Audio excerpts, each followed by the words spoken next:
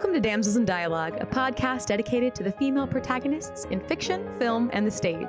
Co-hosted by Katie Zetter and India Marie Paul. Here at Damsels in Dialogue, we support the LGBTQ plus community and all women because trans women are women. For our second season, we have wands at the ready, and we'll be discussing the women of the wizarding world. We start the season with two witches that show how different two friends and heroines can be, Ginny Weasley and Luna Lovegood.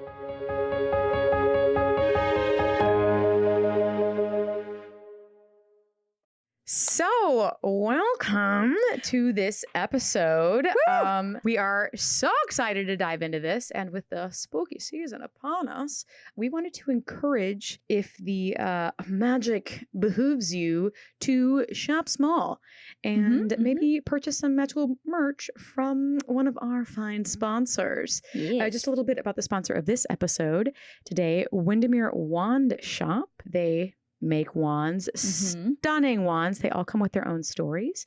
And here, a lot of magic in every wand. The Windermere Wand Shop has been making exceptional wands out of the highest quality materials for some time. No two wands are alike in the same way that no two people are alike.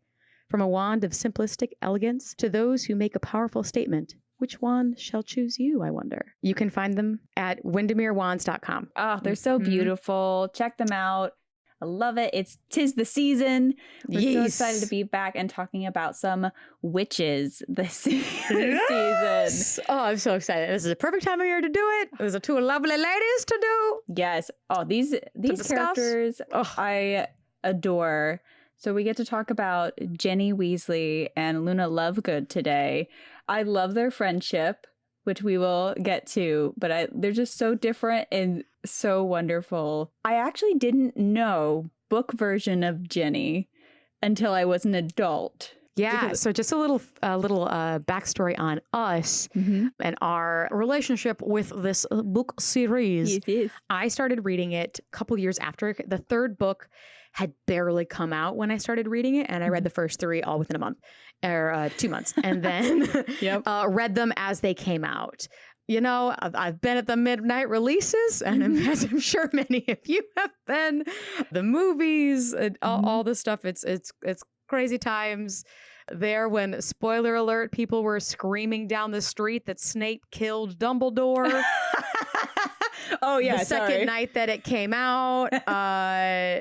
The book came out, like that was a wild times to be alive. So that is my experience with it. I've read it a bunch of times. I just started when it was happening. But India, you started a little bit of both, right? I did. So I actually listened to the first 4 books on tape, and it was my first introduction to audiobooks. And what an audiobook to get introduced to, because if you have never listened to it, it was when I was young. Yeah. So it was when I think the first 3 or 4 had come out. So I wasn't right there at the beginning. Right. I kind of jumped onto it. And then by that time, all the movies were coming out before I had time to read the books. Right. So I never finished reading them. So I listened to the first 4 on tape. They're unique in their own right, the movies are. They are, and I love them. And then I didn't experience the last 3 books until I was an adult. And this was only 3 years ago that I bust through the entire series at like a receptionist job I had in 2 weeks. I just read the whole thing. Yeah. And I remember calling you after I'd finished the book, being like, what is happening? What are all these things that I didn't know existed? Like, there's so many things. And especially with Jenny, because she is just so fleshed out in the book. Like, I really feel like we get to know her. I really feel like she grows. And it's just so delightful. I really think it's going to be cool to have, it's almost 2 different perspectives. Me who read it from the get-go, and then you reading it as adult, because I think it is very different reading it as adult, and not in a bad way necessarily. Parts, but but that's not the reader's fault. No. But yeah, I'm like really excited to discuss these characters with you. I just wanted everyone to see a heads up of our different directions we're coming at it. It's really cool. I'll probably say things that are really ridiculous because I am like only a 2-time thrower. So it's okay. Be prepared. Speaking of rereads. Yes. Dear podcast listeners, I would like a moment of silence for my copy of Harry Potter and the Prisoner of Azkaban as it gave its last reread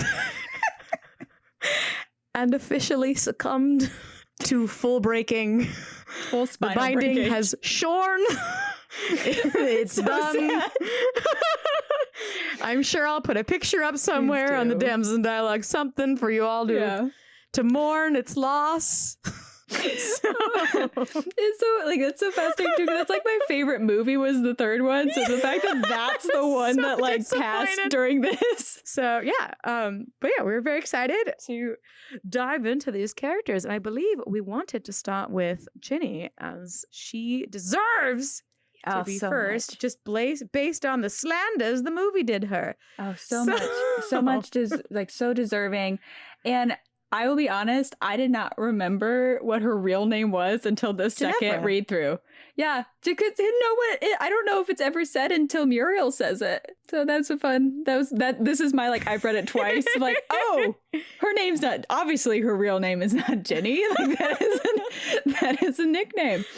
But we're gonna try and go like book by book and talk about these characters and get through the character progression of them to see them grow. I'm real excited to immediately dive from that. Go.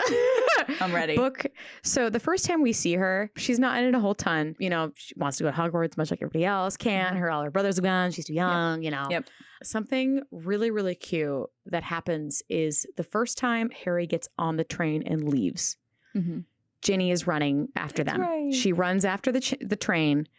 The last time Harry takes the train to Hogwarts, Molly is running after the train.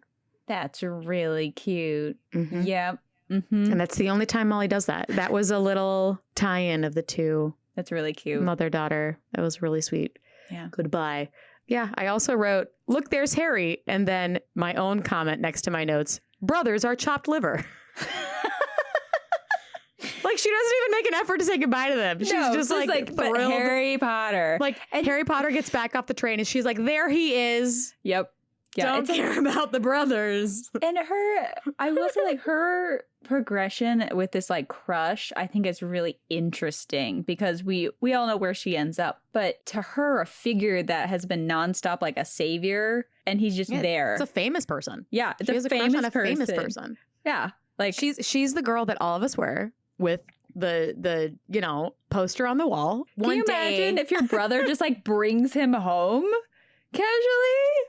Dead. Like, yeah. She's described so much in the first and the second book of like every time she sees him just shutting up. First book, no, she talks to him the whole time. Oh, that's right. It's not until the second book that she is Star Trek. Because the first book, you only see her a couple of times. It's her going to the train and from the train. Mm-hmm, and both times she is unafraid to loudly proclaim, which is what she's like. Yeah, that's who she is. But of course, when you are so starstruck, you run away from your crush. Yeah. Understandable. That's really cute. I'm assuming we can venture to book two. We've got there. My first note is that she knocks things over when she sees Harry at the burrow. It's really cute. Like, that is so endearing. It's like, yeah, we've all felt that. Yeah, it's a really endearing, like, and very realistic crush, I think, that she has on him. Like, it is portrayed well and doesn't, to me at least, it doesn't come off as immature. It comes off as she's an 11-year-old girl with the crush. Yeah. Yeah, she's young. She's, it feels like puppy love. It feels genuine. Doesn't feel too forced. It was really sweet. You do get to see her in the second book stand up to Lucius Malfoy. And I just wrote like, yes, this is just a highlight into what you grow to be. The first time she spoke in front of Harry was to tell off Draco. Yeah. It's the first time she speaks in front of him on purpose. Obviously, because on accident she gets red and runs away. Yep. Because she listens to him and understands him. It takes her a bit to fully understand him, but at this point she's starting to get it. Something that I also really enjoyed about her, she's not enthralled with Lockhart. She is one of the few girls mentioned who is not enthralled with him. She's not like anti-Lockhart. She's just Not giggling. That guy that mom likes. Yeah. Embarrassing. Yeah. You know? Yeah. She is one of the more level-headed of the group. And I am happy that she kind of takes a front seat at the end of this book, obviously, with the Chamber of Secrets.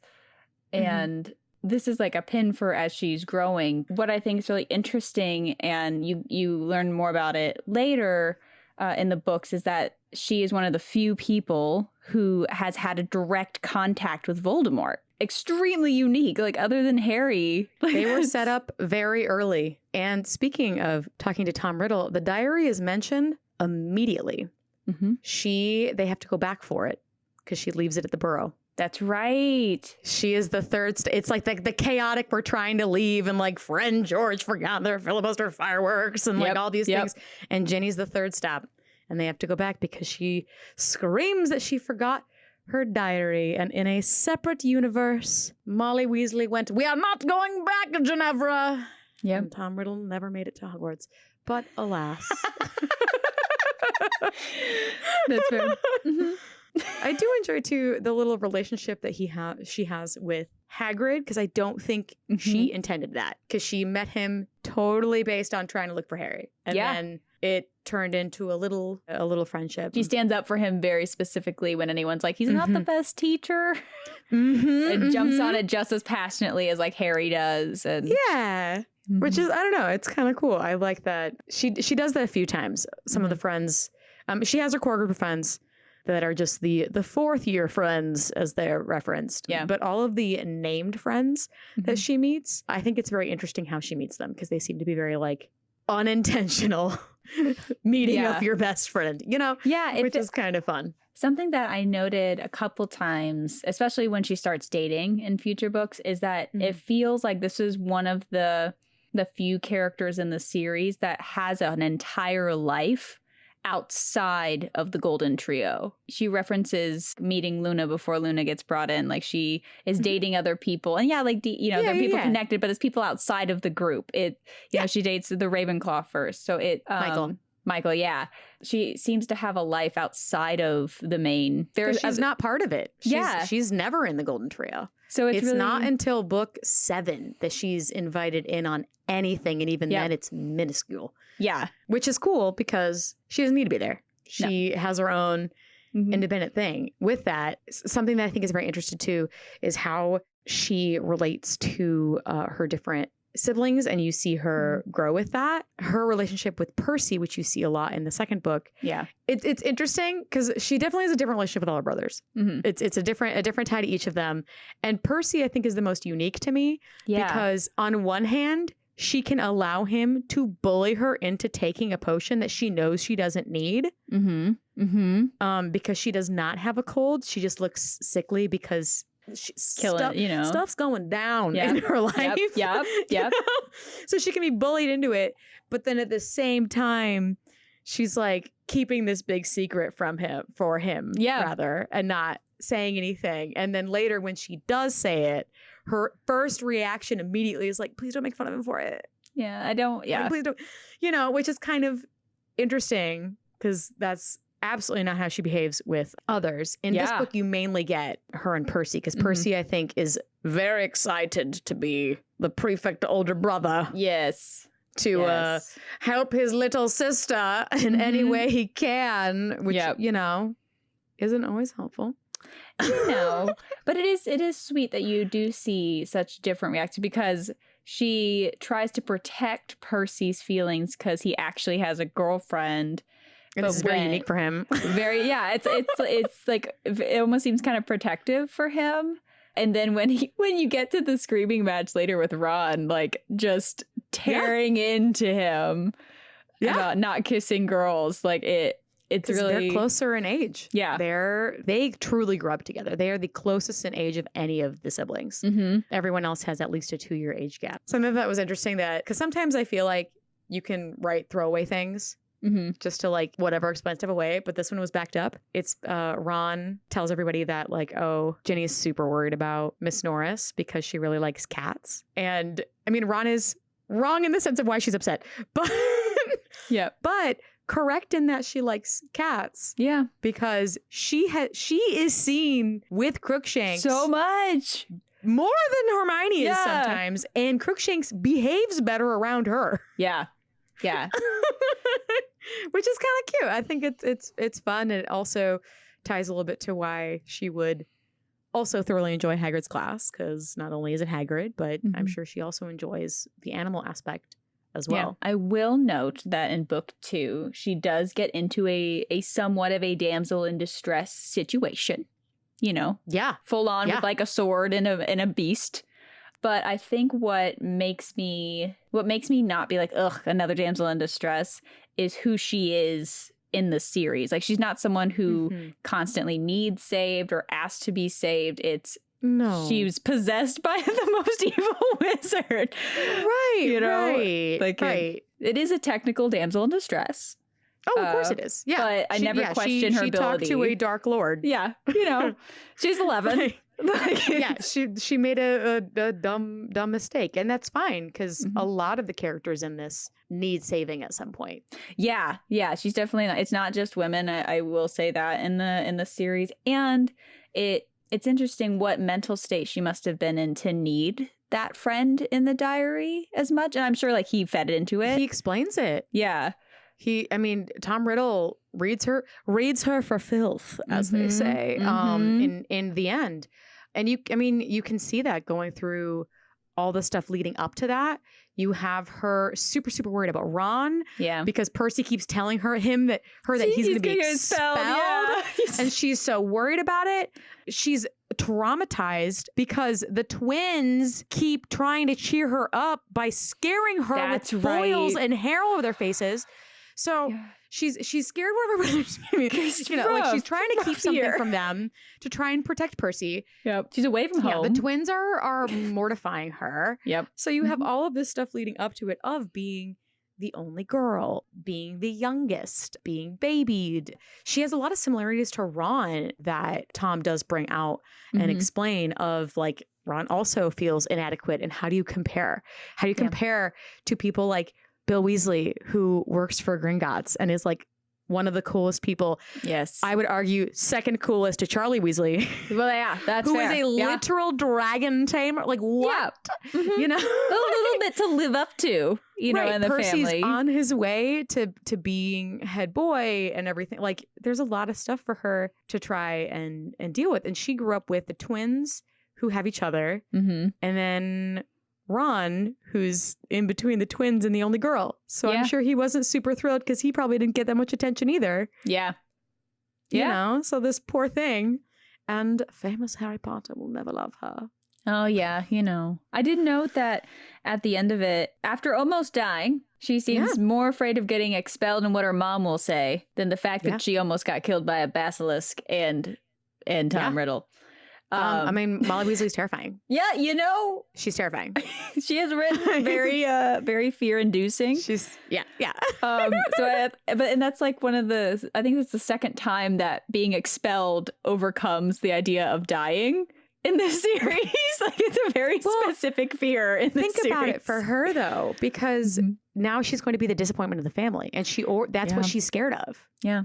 At that point. You know, she's super scared of being nothing and not worth anything and all of that. Yeah. And we don't get a whole bunch of scenes in general with Molly and her, but I at least get the sense that they're pretty close. They comfort, like, they're not trying to get away from each other. They comfort each other on different times. She has a Weird Sisters poster in her room, and that's who Molly likes too. So you can see that they're decently close. And it's the only girl. I mean, So many children. So many. Going to her and her crush, even just in this book, because that's when the crush is like really introduced. Yeah. And sometimes she gets Harry right, but sometimes she doesn't. You know, like that terrible Valentine she sends him. I was about to say, this is the one with the Valentine, she does it multiple times. Oh. Yeah, it's the one that sings to her. Yeah, or to him. It's like shrill is what it's described as. Like that's the one that, because it's Lockhart, so it's the little dudes. She sends a different get well card that's shrill. Yeah, that's right. The get well card's the one with the and I think that may be in a different book. Yeah, it's in a different book. It's so crazy. Cards.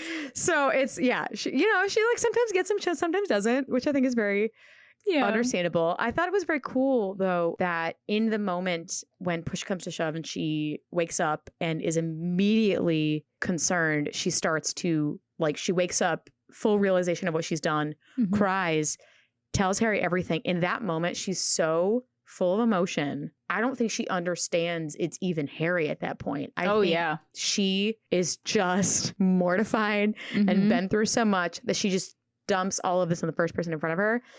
She is not afraid to speak to him. Him being a crush is like the least of her worries. Oh yeah, like there's a huge basilisk that's dead next to you. Like like that was really, really cool. And I understand for her in that moment. Just circling back to Tom a little bit, like we learn about him in that he is a master of manipulating people. Yeah. She is easily manipulated at this point as being a young and impressionable girl. And that which, had to of have an course, effect. Later is different. Yeah, it had to have an effect on her, like never letting someone manipulate her again. You know, you do get the sense that she definitely stands up for things that she that what she never holds back. And I wonder how much of an impression being so manipulated when she was so young had on her. Right. And this is one of the few moments you see Arthur angry. Yeah. He almost never gets mad at his kids. And this is one of the first times that he outshines Molly's frustration of how many times have I told you not to trust something that you can't tell where its brain is. Yeah. You know, I agree. I think it shaped her quite a lot. That's some trauma. Yeah. That's a big trauma. Yeah. That summer, that was probably tough for her to try and like really understand that it wasn't her fault. Because in the long run, it wasn't. Yeah. And we do get a little bit like of a reminder, because the third book, we don't really talk about it that much, like what happened in book 2 with her specifically. When the Dementors come, she is very specifically stricken and affected by them more so than some of the others. And I immediately went, it's like, well, yeah, you almost died.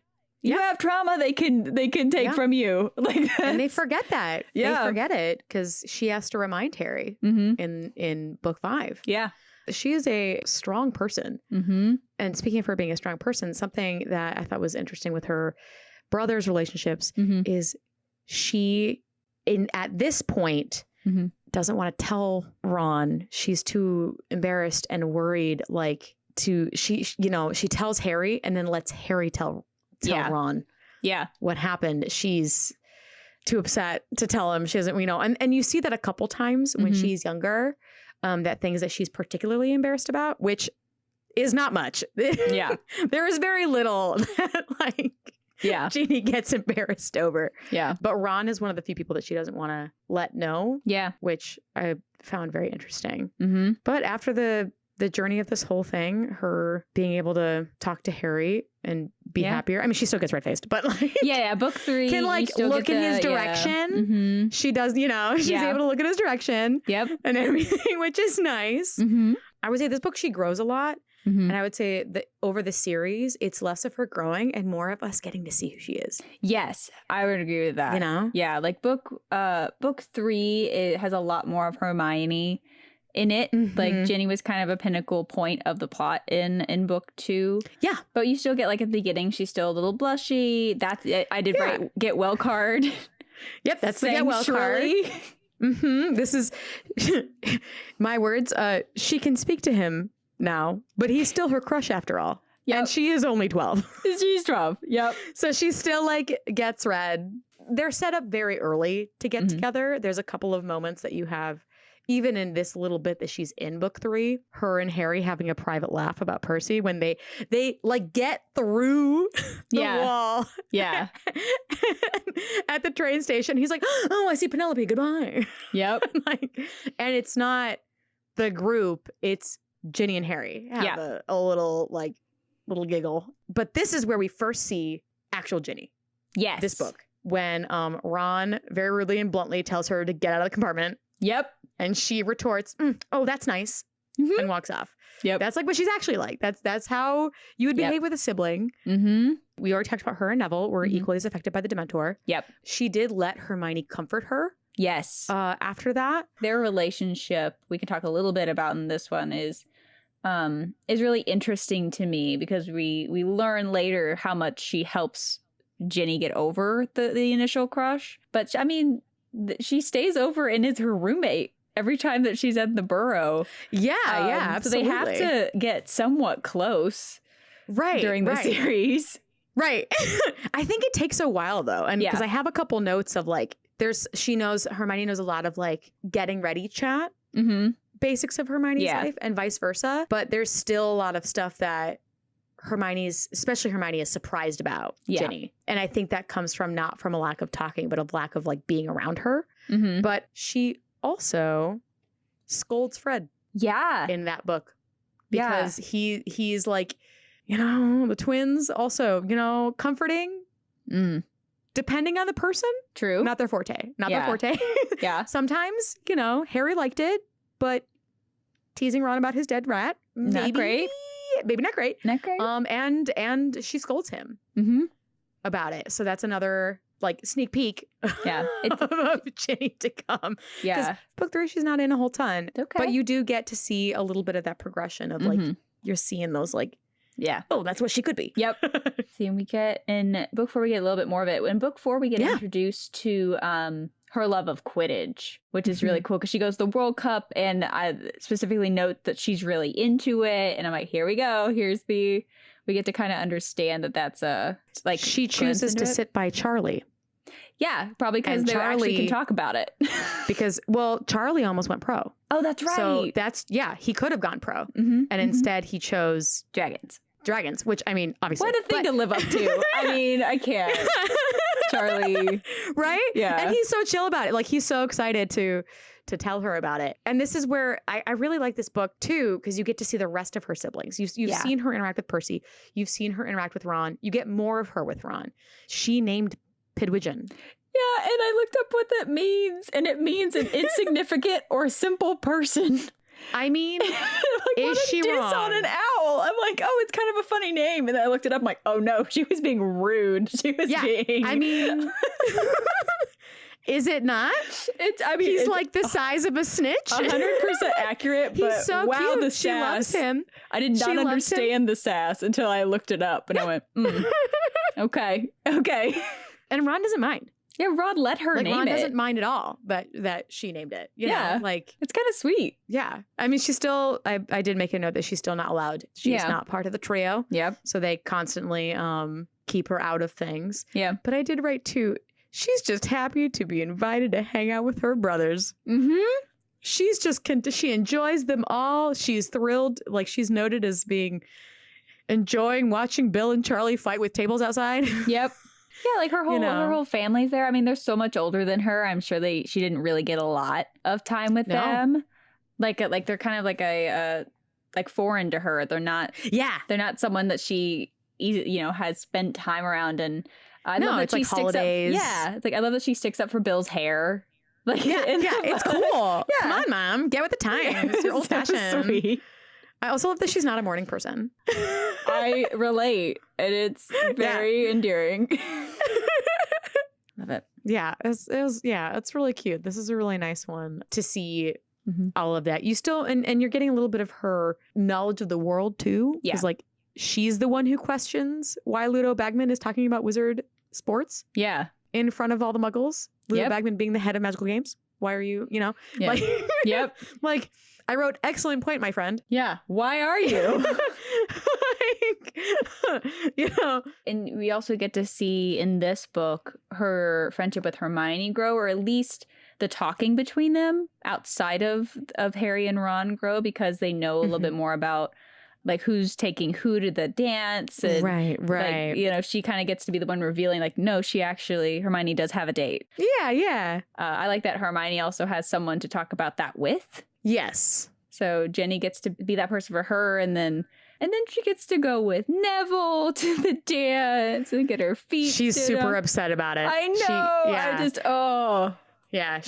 That was devastating. But real quick before we go on to that, just to wrap up the bros. I don't know if you got that, but the only person who is mentioned, Charlie is mentioned hugging Ginny goodbye, and no one else is mentioned. Charlie's like, goodbye, Ginny. Nobody else. Everybody else go off to Hogwarts.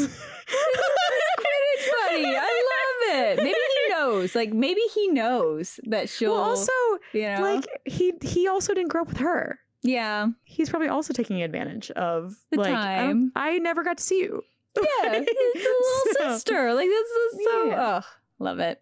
But yeah, go into the ball, and that scene, I would love to chat about. The scene where you discover that. Yep. Like, this is her butter reading people. She knows this would be an excellent time to make fun of Ron. Yep. Does she do it? No. She's reading the room. She's like, Ron does not need that right now. Am I going to hold back a laugh while I come for him for asking Fleur out? Absolutely. Absolutely. But she's still going to do it. She tries. She tries not to giggle at whatever the heck that was. And she doesn't. She doesn't giggle. Yep. She only fights back a smile. Yep. She does a great job. Well, she awkwardly comforts a mortified Ron. Appreciate that. She does instantly stop smiling when Harry says he asked her to hang to the ball. I did. Yep. Notated that. Instant mood shift. Yep. And I do like that she, for a hot second, forgot she still has a crush on Harry. And lumped Harry and Ron together. And when Hermione comes out and is like, why are you all acting like fools? And she's like, oh, shut up, you two. Yep. To both of them. Yep. And then promptly says, oh, they've both been turned on by girls. Ha. Like, Yep. That's the first, she does it later with Harry a lot more. But that's the first time that she starting to break away from gets that. Sassy. Yeah. It's revealed that she never stopped having a crush on him. I will say it does say a lot about her that when presented with the option to go with Harry to the ball, she does not break the promise to Neville. Like, that's Neville. No. That's a big, she's a 13-year-old at this point. Like, that's some good integrity on her. I really appreciate that about her. One thing from the movies that I did like better about the Yule Ball is that Neville had a great time. Yeah. And I imagine Neville and Ginny having a great time at the ball while all of the chaos and not fun is happening. Like, I did enjoy that in the movies better than the books. But yeah, she's like mortified when she finds out that she could have gone with Harry. And you're right. It does say a lot about her to still go with him. This is when you can assume that right before the Yule Ball is where you can assume that Hermione and Ginny had the talk where Hermione was like, oh, you should date around and be yourself. Yeah. And so that's one of the reasons why she probably said yes to you, Neville. She also wanted to go, which get it, Ginny. Yes. Get it. Good for you. At the end of the ball, that's where she meets Michael. And they start talking. I'm sure she needed a break from the feet stepping. Yeah. Met him at the punch bowl. Yep. As you do. Which she keeps that secret. Either Ron is just completely not aware of it, which is possible. She doesn't want him to know. She says that as much to Hermione. That's and Hermione does say that. But also, Ginny she's a very independent person. Like, when she's dating people, it's not like Percy where he's locked up in his room and like writing letters to her to Penelope Clearwater all summer. There is no, even when you find out that, oh yeah, she's dating Dean now, there's no big show about it. Nothing. She doesn't write letters. She doesn't, obviously she hangs out with Michael and her boyfriends at school. Like, that's totally fine. And she enjoys them, obviously. But she's a very independent person. Like, even with Harry, she's pretty independent. So I'm not surprised that she was able to keep it from Ron as long as she did. But she is one of the last times she's mentioned in book 4 before we move on. And I love like getting to know her. This is so cool. It's like we're unpacking a human because now we're like getting to see her because we did meet her through like Harry's eyes. She is mentioned as part of the family and named when the last meal before the final event of the Triwizard Tournament. Yeah. She joins them and they all sit together around Harry and they're all chatting and it makes him feel like he's back at the Burrow, which is like his favorite place to be. Yeah. I thought that was very, very sweet. It was very sweet. And she is, she can talk to Harry now without like fully red-faced by the end of the book. She can she's becoming her own person. She's getting over that puppy love thing. She's dating like it. Yeah. She really, I really feel like she comes into her own by book 5 because in Grimmauld, like they've been in Grimmauld Place all summer and what you get from her in the first parts of this book are just like her throwing ding bombs at the door because Tonks told her ding bombs. In my head, they're ding bombs now, so that's just new headcanon for me. I love it. Did I write ding bombs? I did. I wrote ding bombs, so we're doing great. Amazing. But then she's like throwing them at the door and like getting to know Tonks, which I think is a really wonderful kind of role model person for her. Like there's multiple mentions of them talking about something and her entertaining Hermione and her, and it's cool to have another younger woman that she can look at who's doing this amazing heroic work. So I think that's a really cool relationship that she gets in book 5. Yeah. The first time you meet Ginny in this book is her happily running into the room saying, "Hello, Harry. We thought it was you yelling." That's literally her introduction. Yep. We have grown. What?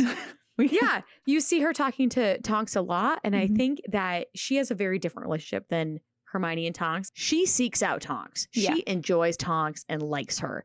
She hears about imperturbable charm and like learns how to detect it from Tonks, which is why she's doing all of that.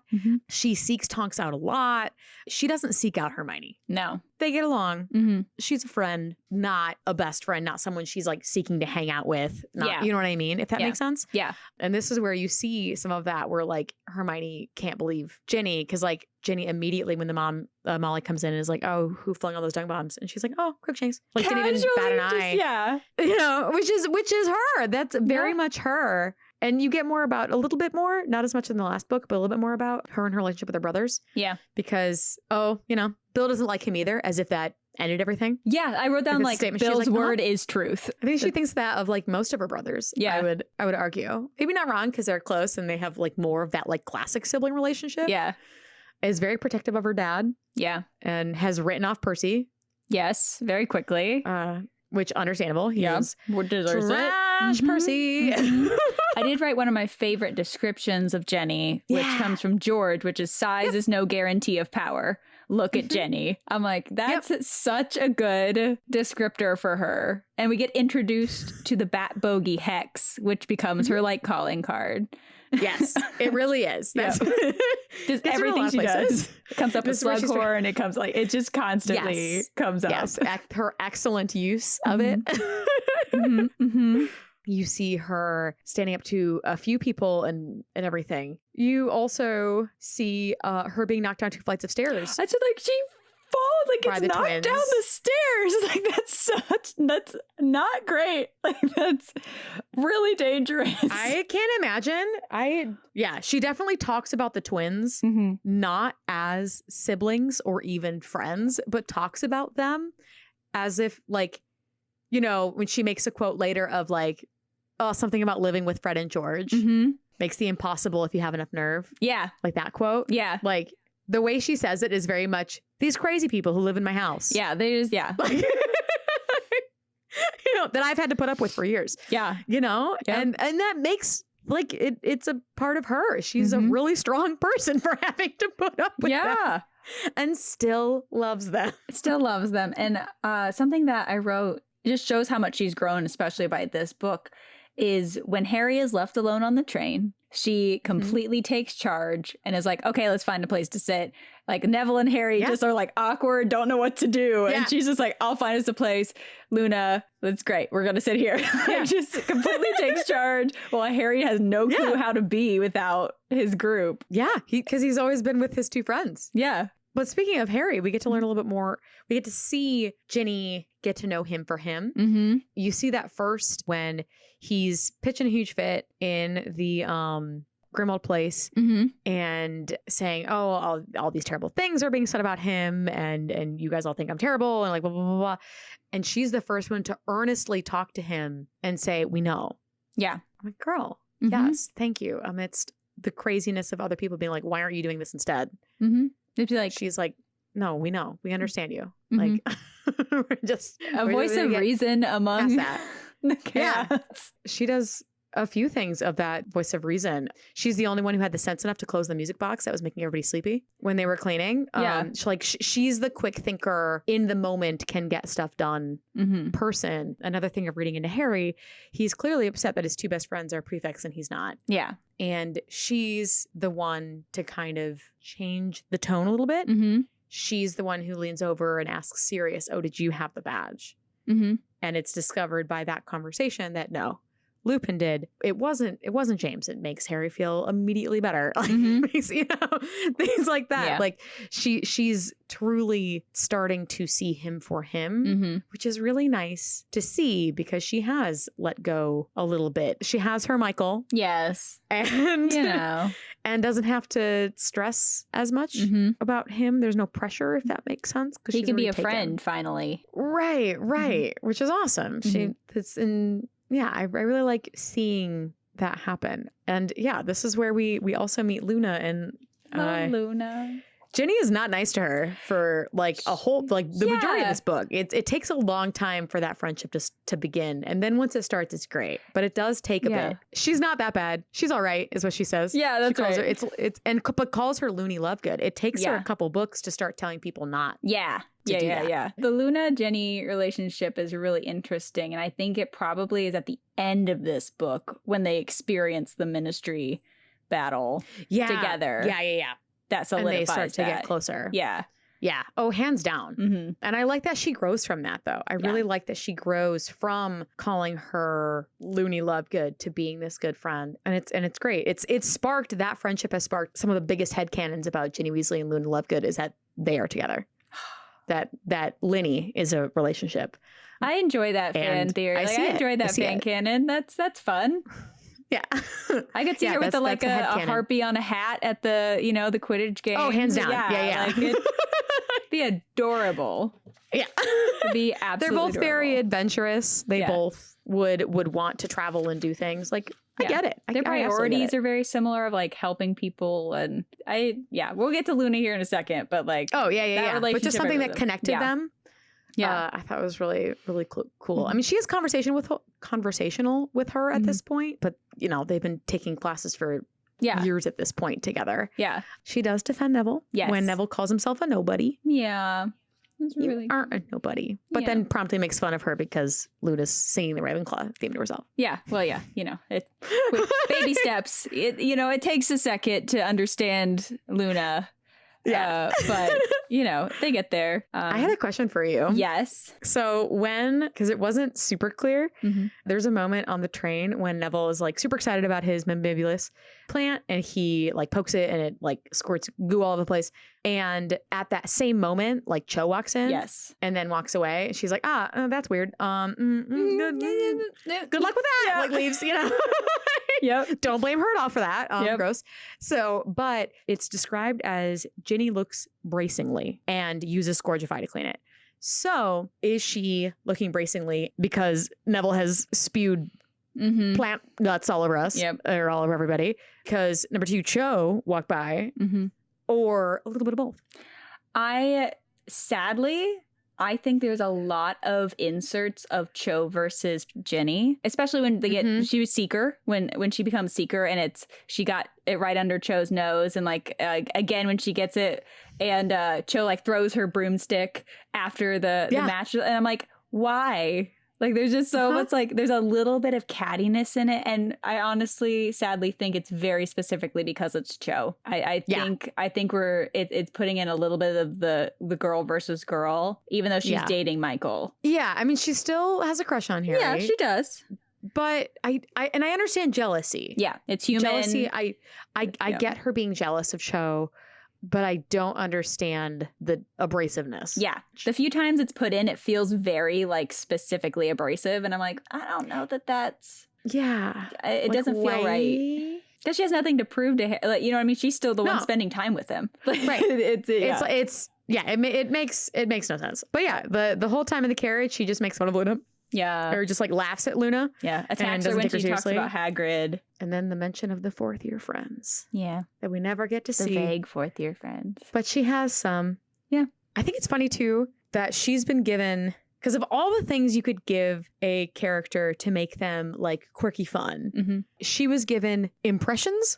That's right. Because she does the impression of Umbridge at Hem Hem, and then later in the series you see that she does more impressions of other people in the Quidditch games and all that stuff, and it's like what a fun weird thing that you do. Like yeah. Yeah. Like what a skill. Yeah. And maybe that goes with her people, her able to read people enough to think quickly on her feet about them and stuff. Keeps a level head. She reads the room. She like is able to take charge when she needs to. Like when they do meet at the Hog's Head, when Luna and Hermione get in on a arguing about. That's where she does the hem hem. Yeah. Where she brings us back to purpose while Luna and Hermione argue about things existing or not. I think it's Fudge's Army or something. Gosh, yes. About. And Hermione just walks right into it. Like, every girl, time. Just let Luna finish your sentence, and she literally won't say it further. She like, what? Yep. You know, and that's why Ginny and Luna work. Yeah. And Hermione and Luna do not work. Do not work at all. Do not work at all. I love that she comes up with the name, like that she agrees on DA, but says it's Dumbledore's army. Her and Cho together come up with the name. But there's some like teamwork. Yeah. Like, come on. Yeah. Come on. I also like how she treats, because like I said, she's very independent. So I like how she treats her significant others. Yeah. Sometimes she's not afraid to be like, oh, they're being dumb. Yeah. Like when they need to keep their distance, because Umbridge has like made decree number 345. Yeah. And so he starts walking over to her to ask questions. And she literally says, oh, the fool, honestly. Like she'll go tell him to be like, don't come near us for a little bit. Yeah, like be cool, man. Right. And not in a like rude way. Like she's still with him for months past that moment. But you can see she's like, it's very comfortable, casual. She's very independent. She doesn't need Michael. Yeah. No, not at all. She enjoys him. She enjoys Dean. Does not need them. Yep. Even Harry enjoys him. Does not need him. Yep. 100%. And we love that for her. I mean, she does arrive to the meeting once they finally have one with plans with Lavender and Pavarti. I like that she's seen with other girls, whereas Hermione is not. Yeah. And Ginny doesn't seem to be confined to different people. Like she's very she seems pretty popular. You guys are heading out? Yeah. I'll go too. So, and this is the book where she has to take over Seeker again, or become Seeker. This is the first book she's Seeker. This is the first book. Yeah. Because Harry's removed permanently from the team. By Umbridge. Permanently. Quote unquote. From the team. I keep doing things as if people can see our quotation marks that are there. Yeah. Yeah, she does. She gets into Seeker, which is really cool, and she's decent at it. And part of me is like, would she have been even better had she grown up with Bill, Charlie, and Percy? Yeah. Like closer to their age. Yeah. As opposed to the twins and Ron who are like, no, little sister, we are playing without you. Yeah. Like, you know.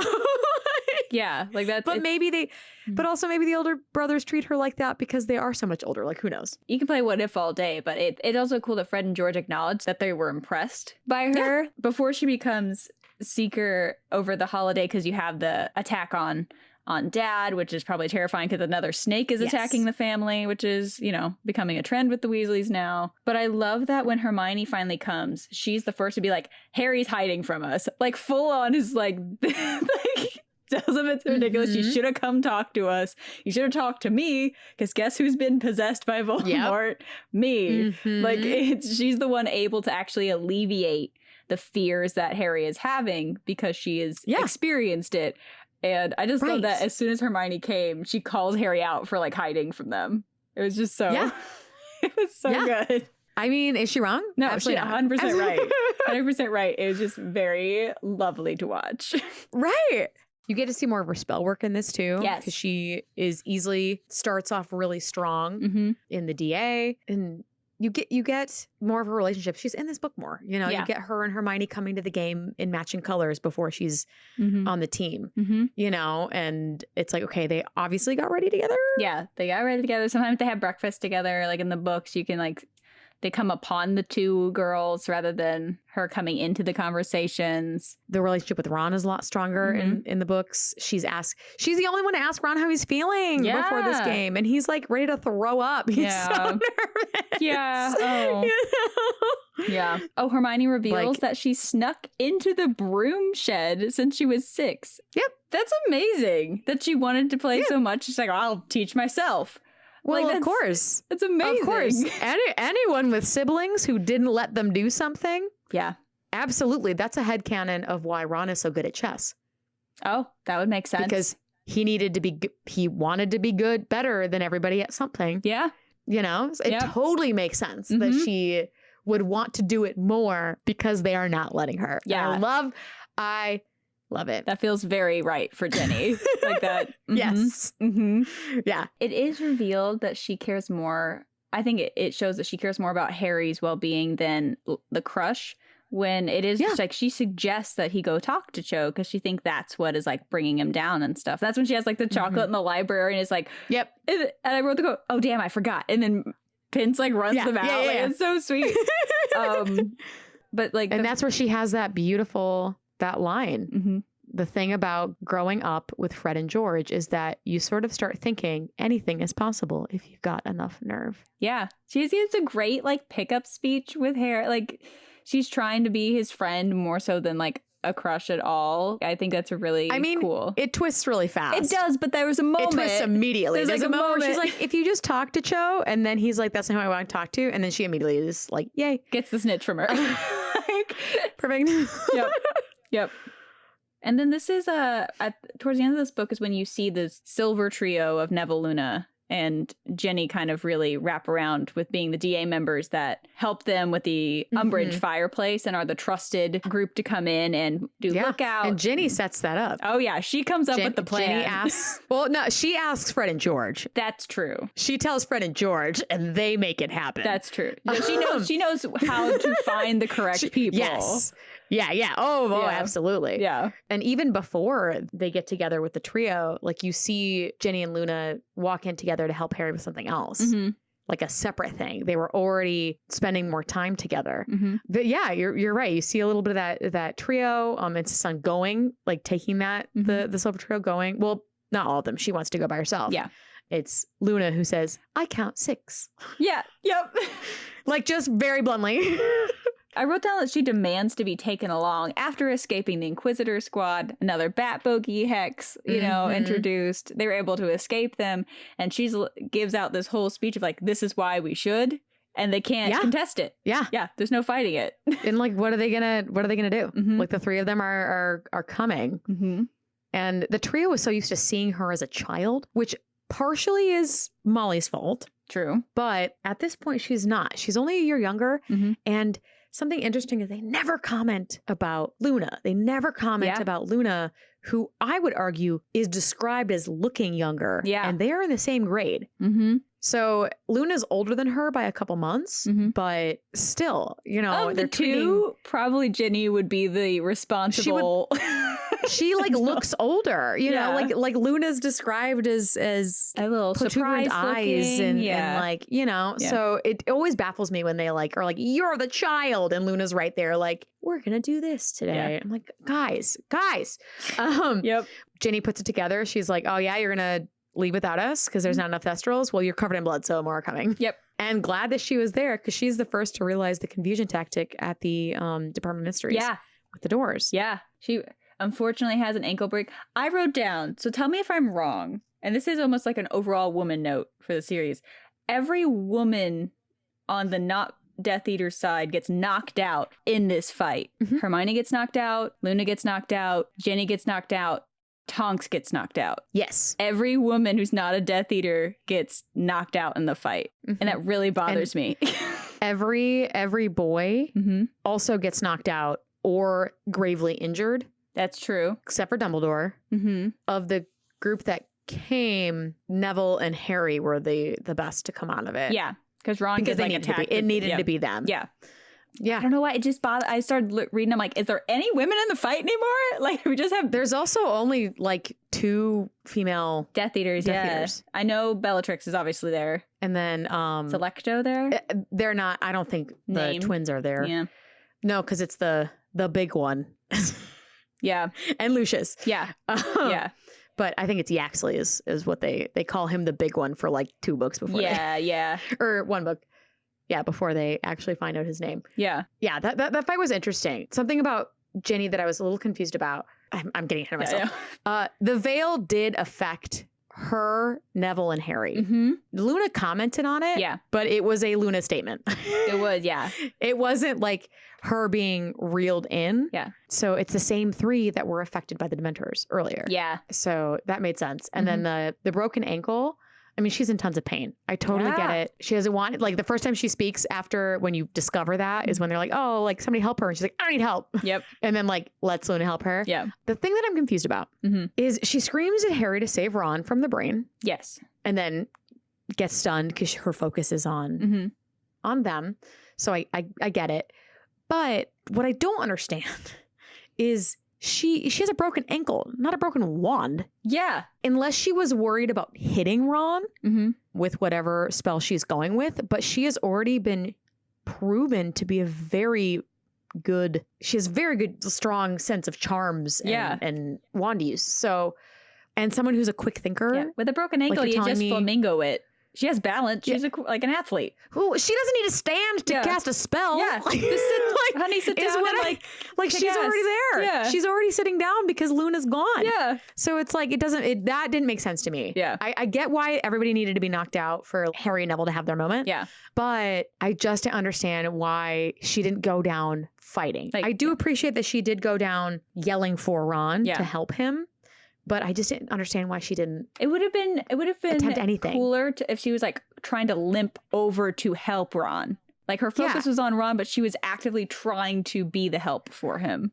Right, because we've seen Ron do that. Yeah, Ron had a terribly wounded leg and was still dragging himself to like throw himself in front. He stands up on it at one point. Yeah. By sheer force of will to protect Harry. Like, no offense to Ron, but I feel like Jenny has a much higher pain tolerance. So. Like, come on. Yeah. You know? Yeah, that felt anticlimactic for her. It was a big bummer. Yeah. But it's surely not as crazy as Luna's exit, which I think is wild, which we'll get to. Yep. Oh my gosh, the poor thing. Yeah. The last thing I have written here is I love that she says she ditched Michael. I don't know if that's like an English colloquialism of how you say that you broke up with someone, but I just love the phrasing of I ditched him when he got too sulky about losing the Quidditch battle. Sulky.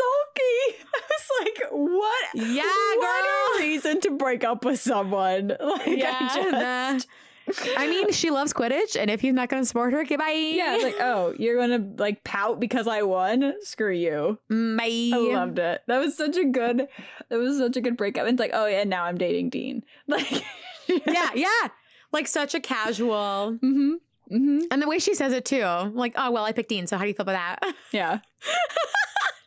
Like, fight me. Yep. But speaking of fight me, I would love to fight this next part. Yes. Because it makes me so angry. Ooh, I'm excited. It makes me so angry. I hate how much the women hate Fleur. I hate it so much. It makes no sense to me. Yeah, book 6 the first thing she says, she insinuates that Fleur is worse than Umbridge. That is the first thing she says when she's introduced into the book. I'm like, okay, drama, like, let's calm it down. I'm sorry that she's happily in love with your brother. And the only excuse that she gives is that she's condescending. And I'm like, that's all you got? Like, that's why you hate her? Because you think she's condescending when she's talking in her second language? Yeah. And even then, she only says a couple of things that you know, like, oh, I think it's better how we do it here, or it's not everything out of her mouth. No, and Ginny specifically like calls her a cow. And I'm just like, in what world could anyone even pretend that she's not beautiful? Like, that's just catty for catty's sake. Yeah, like, she's part Vila. This is not even about taste. This is about charmed blood. Right. And I don't understand why she thinks that Fleur treats her like a 3-year-old.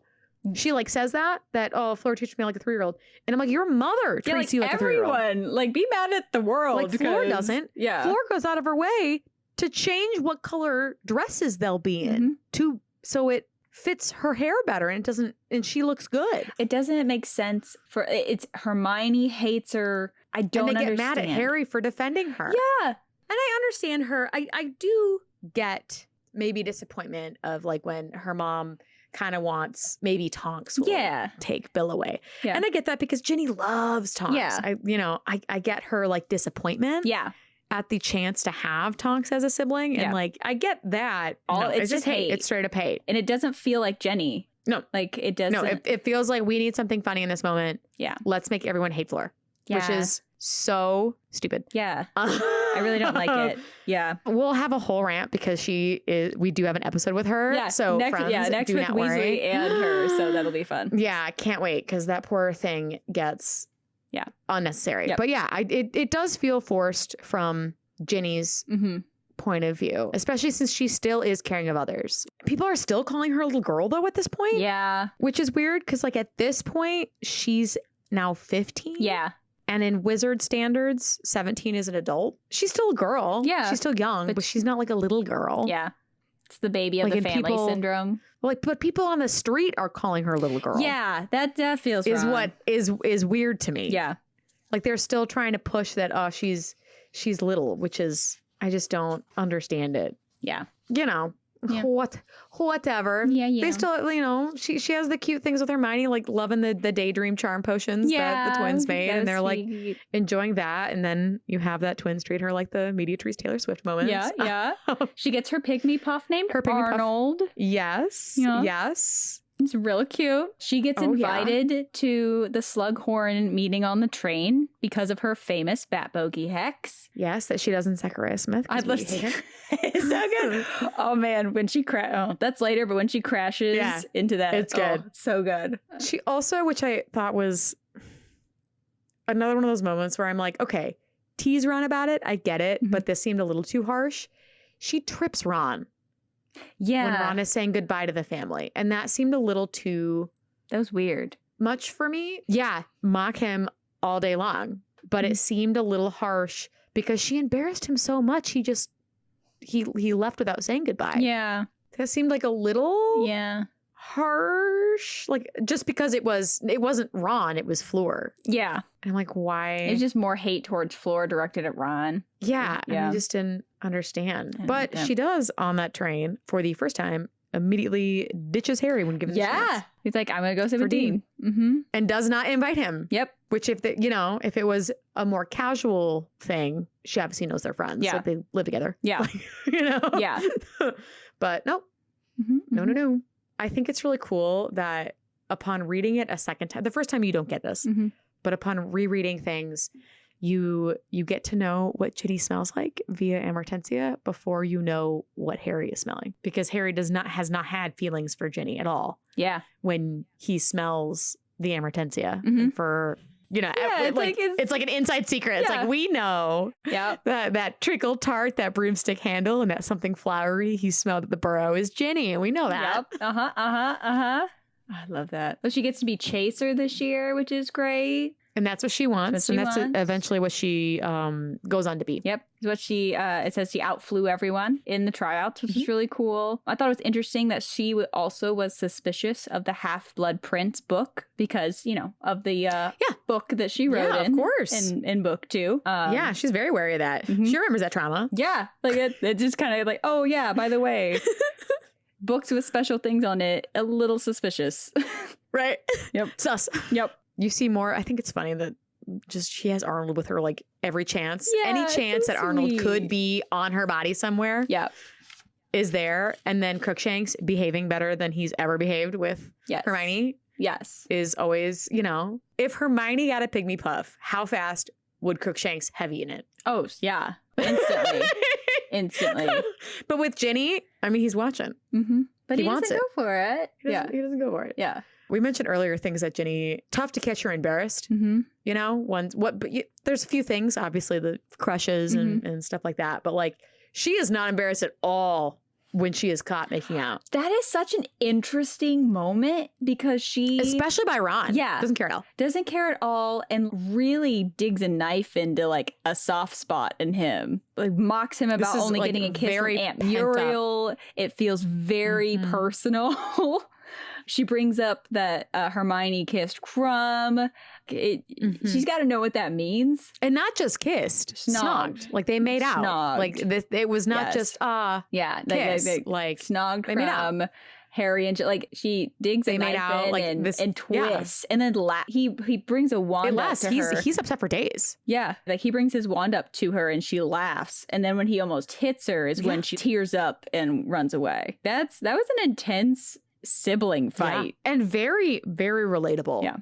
Very much pent up frustration from all of the comments he's made, and all of her concerns come to light, and her being frustrated about it. And yeah, him bringing up a wand. And do you have a sibling if you haven't been hit by one at some point? I mean, not with the intent to kill, obviously. Yeah. But like, they have magic. Not abuse. Yeah. Not abuse. Yeah. But yeah. Things get thrown sometimes. You get frustrated. Yeah. You live with them. Yeah. Accidents happen. So I get the frustration. And she did say them very harsh, but she wasn't wrong. No. And it did feel, I think you're right. I think it felt like pent up energy at being treated like a child. And it just all exploded in this scene in front of Harry. And poor Dean, who's just sitting there. Dean is already embarrassed that he's been caught making out with all these guys. Exactly. Like he's already nervous. Yeah. And then all this happens. Yikes, poor Dean. Yeah. R.I.P. Yeah. Oh. This might be where it starts getting rocky. Yeah. Right. He's like, that was really embarrassing, babe. Could we maybe not do that again? Yeah. Yeah, that's going to go over well. But now we go to what you had mentioned before of her in Zachary Smith, round 2. Crashing into the commenter stand and looks at McGonagall and says she forgot to break. I was just like, because McGonagall's going to be like, I'm really happy you did that, but never do that again. Furious. She was furious at her, is how it was described. Yeah. But, Zacharias was like attacking the Gryffindor team, so Ginny obviously didn't get detention. She didn't say anything about it, though. Yeah, she didn't get detention. No. So she also didn't come back and get cookies either. But I think Minerva has a soft spot for Harry. Yeah, for sure. But that's for another episode. McGonagall chat. Yeah, but Ginny didn't get in trouble, which I think proves that McGonagall was like, well, okay, really mad about it, but didn't do anything about it. Right. Oh, gosh. Oh, and this is when she starts stopping people from calling Luna Looney. Yeah, and that's later. Yep. I have a feeling that these episodes might be a bit longer than our other episodes. I warned you that things are... Yeah. There's just a lot. Yeah. Before that, though, she calls Ron a hypocrite, but doesn't seem bothered. Like, she's not embarrassed when he's making out with him. Oh, yeah. It seems like she's... Because nothing bothers her. Yeah, it was so, didn't upset her. It smirks from afar or something. Yeah, and her and her relationship with Luna does get better. And I love that. I love that she stops doing that. You were totally right. She tells Ron not to call Luna Looney. Yeah. Because they're friends. What's funny to me is this is another moment where she cheerfully pulls a maggot out of Harry's hair. Yep. And then gets back to Hogwarts and is not thrilled to see Dean. And I wrote, things getting a little rocky after a lovely holiday with your childhood crush. Oh. Huh? After a lovely holiday with him? I see how Are things getting weird? Dean had no chance. Now, I do like how they ended, though, because Dean is not... this has made me frustrated in the movies, because they make Dean out to be this, trash human being. He's not. And he's not. They just didn't work. Yeah. They had fun. They enjoyed each other for a very long time. And then it just didn't work because she still wanted Harry. She was still in love with them. And, they break up on a very... very high school breakup reason. Yeah. Where she doesn't want to be pushed through the door and she thought he pushed through the door again. It's one of those little things that isn't really a big deal, but it doesn't click and then it just grows. After being pent up. Yeah. It just becomes the thing that ends up breaking you up. It feels very young relationship that didn't quite work. Yeah. And that's important because Dean comes back a lot in the books. Yeah. And then after the Dean breakup, you get the becoming close with Harry and becoming the soul of the Quidditch team and her imitating the imitating stuff. Ooh. And this is one of the first time that she is included in an important trio conversation. Yep. And that's when he's explaining what happened with Malfoy with Sectum Sempra. Yes. And she also gets into a bout with Hermione because their personalities don't mesh that well. No, they which don't. Is why I think they're friends. They enjoy each other, but they're not good friends. Yeah. Yeah, that's the first time you see tension between them, and it's definitely deserved like Ginny standing up for Harry in that moment. Yeah. Like, girl, stop. Oh, and this is when she gets the kiss. It's such a wonderful, has been building up for a long time, but like just impulse kiss in the middle of the common room after the triumphant right by the door. So, he's just gotten in. It's just so in the movie, it's in the middle. Yes, that's right. But like, he in walks the books, it's by the door. Yeah, because she's one of the first people that hugs him. The only thing I didn't like about that moment is she's not mentioned after that. He looks at Ron, and Ron's like, if you're gonna do it somewhere else. And he's like, great, and then takes her out to go make out with her. Yep. She is not mentioned. She does not get a say. Yep. She does not offer consent other than to like run after him. Yeah. And that I thought was kind of weird. Wouldn't she also like look at Ron and be like, I dare you? Yeah. Like I feel like I dare you, tell me no. She needed to be part of the transaction of like brother acceptance because it is a very specific line to cross. And like he kissed her and then dragged her out of the room. Yeah. I feel like she would have dragged him out of the room if we're being honest. Right. So I was like a little bit like, why? Yeah. It was still how they kissed was cute. It was very it's sweet. good and she does tease him about the permission. Like she doesn't need it. Yeah. And she's not mad at him. She's not like mad at him when she says that. Yeah. She's just like, you're a silly brother. Yeah. Like, okay. I'll give you this one. I'm in a good mood. Like, right. Yeah. Right. Yep. They're good together. Her and Harry are good together. Yeah. Running through the battle, Harry knew they would be in the middle of it. Yeah. And they were. Yeah. She's dueling one of the Carrow brother. I'm like, ooh. And like all the spells are like avoiding her because she has the luck, which is great.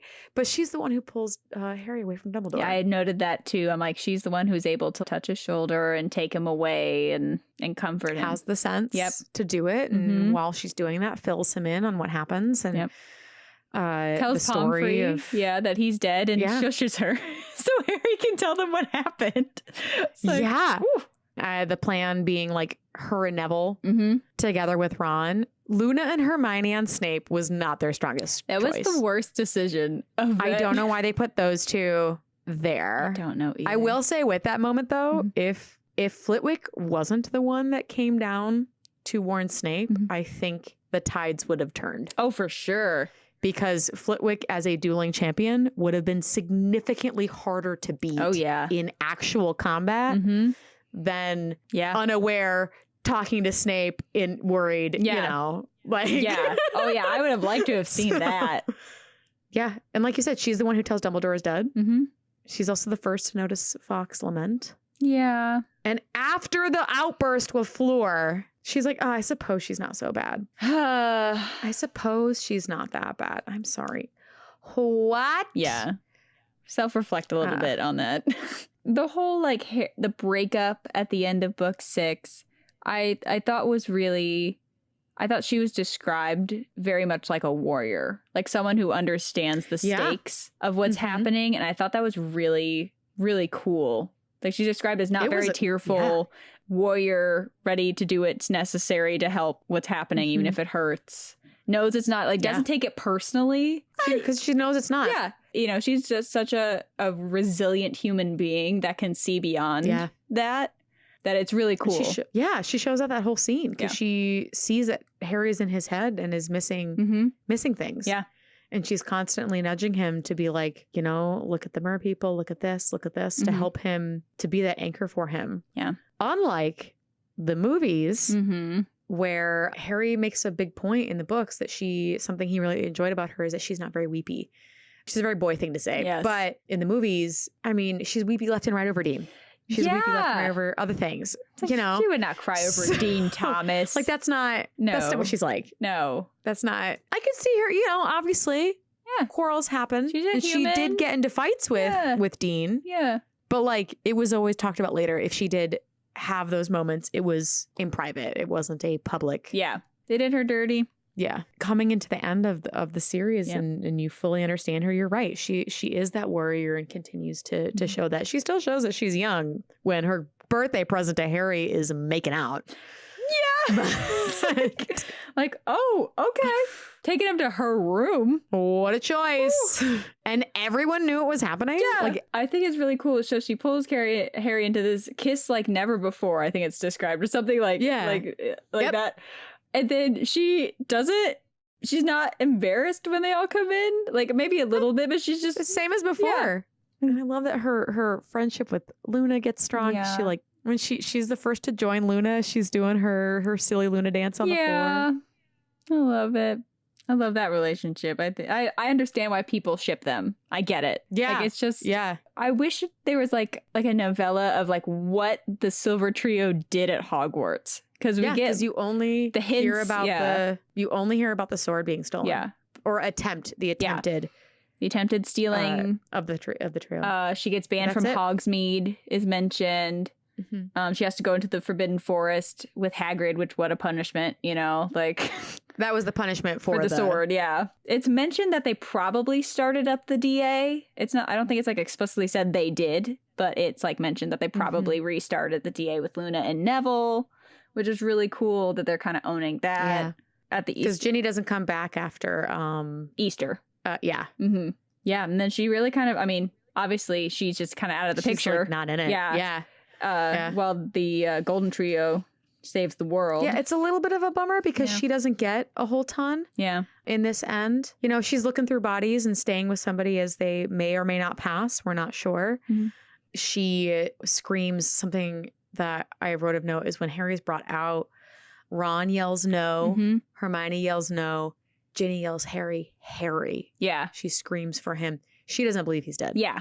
I think that's really interesting. The other two are like, no, it's happened. Yeah, she wants to make sure. And she's like, they're not dead. Yeah. She's like, he's not dead. Yep. Like, there's no way. Yeah. That was cool. But yeah, she's not in a whole lot of the end. But she does go on to play for the Holyhead Harpies. Yeah. Which is great. Chaser, and then has 3 children. Yeah. I do love that at the end, she compromises after the raging fight about fighting and stays in the room. And like as soon as she gets, I feel like when Tonks showed up, she was going to leave anyway. But having the reasonable excuse for Harry kicking her out of the room of requirement. It's like, okay, with Tonks. Bye. Absolutely. Yeah. With Tonks, goodbye. Give me a reason. Yep. Give me a reason. Let's go. Yeah. Just head straight into the fray. Yes. Which is amazing. She fights with Hermione and Luna against Bellatrix, which are really cool before Mom comes in. And that's saying something. I know it's 3 of them versus 1. Yeah. But Bellatrix is incredibly strong. They should all be dead. Yeah. She is a very, very powerful witch, which is why it takes 3 of them. Yeah. To even keep her at bay. Yeah. And of the 3, I think Jenny is probably the best dueler in my brain. Yeah. I would agree. I think that's a really fascinating thing. And yeah, we get the lovely, has 3 children. I did, I don't know how up to date the fandom wiki is. It says so she was an amazing pro Quidditch player. And then it says that what I found says that she works as a correspondent for the Daily Prophet. Is that canon? Yep. Okay. Yep. She stopped playing to have children and then never went back to playing. And instead she writes about Quidditch. Yeah. Which makes no sense to me. It doesn't feel in character for Jenny. No, it doesn't feel in character at all. Yeah. Like she would totally be that badass who still have your kids. Family is very important to her. Yeah. Obviously, but she feels like bringing the kids in a pram to practice is what she feels like. She totally feels like that person. Of all of the women in the young student women in this, she of all people feels like someone who is have the kids and still rock next season. Yeah. So that was weird to me. I don't know why they took that from her. Yeah, it felt out of character. And there's absolutely nothing wrong with the, there's nothing wrong with it at all. It just seemed out of character. Yeah, it didn't feel right. I feel like she would have even maybe even become a coach in the world. If she was going to retire from playing. Right. Since when has she been a writer? Is that never? Yeah. her hobbies are animals and Quidditch. It just doesn't. It's not. Luna. Yeah. I think they did give a good thing for her. And going with her, she's somebody that is so interesting because we do meet her so late. But something I enjoy about her is that she doesn't change over the course of this book. Yeah. She's one of my personal favorite characters. Same. She doesn't change at all. She just becomes more confident and Yeah. like her ideas on friends. Like that's so beautiful. Her growth about having friends, and we don't get her till That book is 5. beautiful. Like book 4, the Lovegoods are mentioned. Book 5, we meet her on the train that we've talked about already, and she gets laughed at by Parvati and Lavender. It's mentioned that she's just kind of this oddball. Yeah. One of my favorite. She's introduced as like when I think Ron makes a joke and she laughs too long. Just laughs so hard. Like, he laughs so hard and like too long. She's never been with that. Yeah. She's literally, who would have said anything remotely funny to her ever if she has no friends? Yeah. And she loves that. She, like Ron and her's little friendship. Oh, it's so fun. It's so fun. And like she got like her relationship with Harry is really like it's important. It's really important. And I think Harry needs it. And he describes her, I think it's in book 6, but we'll jump around a little bit with her, as being embarrassingly honest. And it's, I think, the best description of her, because she doesn't filter it to please anyone, but what she says about what people are doing, like she calls Ron mean. She says things. He can be rude. Yes. Yeah. That are completely true, but they're not filtered to alter to who's there, or they're not filtered to like make someone feel. She just makes statements. Yeah. It's really interesting. And I was reading it thinking that I wonder if there was any purpose of putting her on the spectrum in this. And from what I found, she's not meant to be. She's not, because someone's not inclusive. Yeah, well, that's true. But the so that's why she's not. But you know, but the actress who played her has said she's gotten a lot of fans that relate to Luna, which I think is really wonderful. Oh yeah. Luna's phenomenal. Social norms are for others, not for her. Yeah. She doesn't need them. She's content to do her own thing, you know, and just live it. She's always been alone. Yeah. Even how she like states, somebody mentions Padma and she's like, oh yes, you went to, and just like word vomits. Yeah. Everything she's heard from Padma complaining. Yeah. Stuff, you know? Yeah.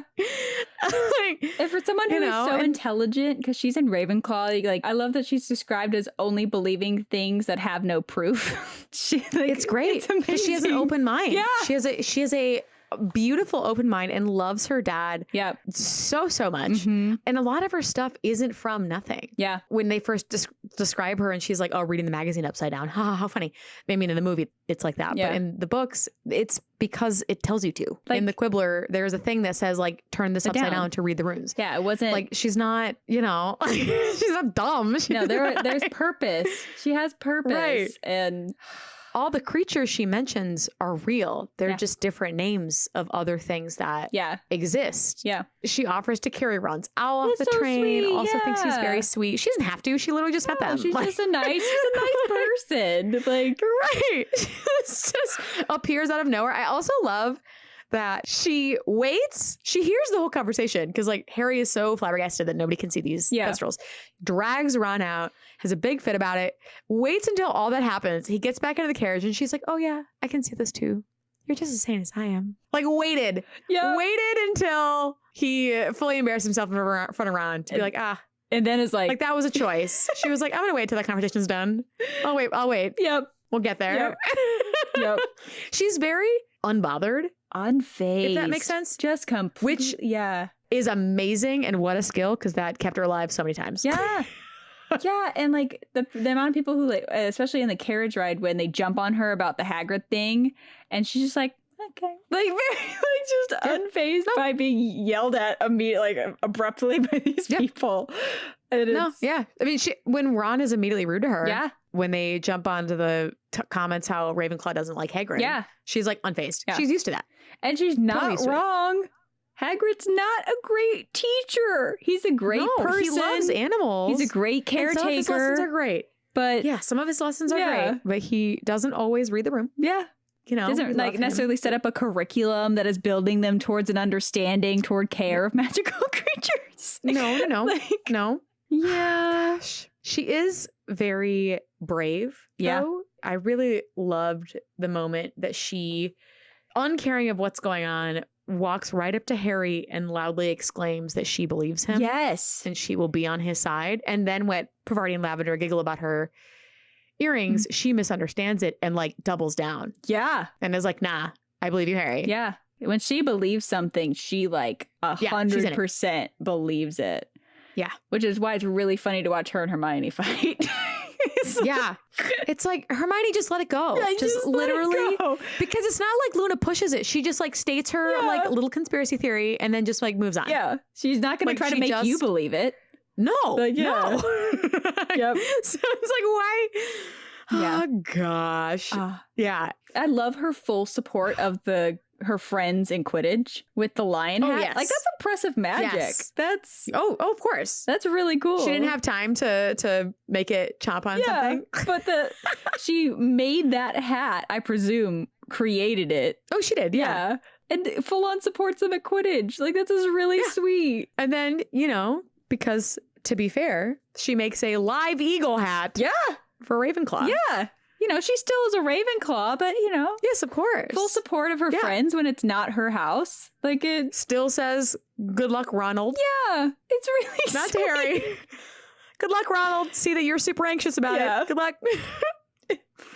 Oh, gosh. I love when she calls Hermione narrow-minded. Yeah. Because that's one of Hermione's flaws. Yeah. And every time she doubles down on not believing Harry for something that she doesn't believe in logic or is logical, she's wrong about it. Yeah. So if she was a little more open-minded, she may have believed Harry or read into those things a little better. Yeah. Like after everything that's happened, that's a talk for Hermione time. But yeah.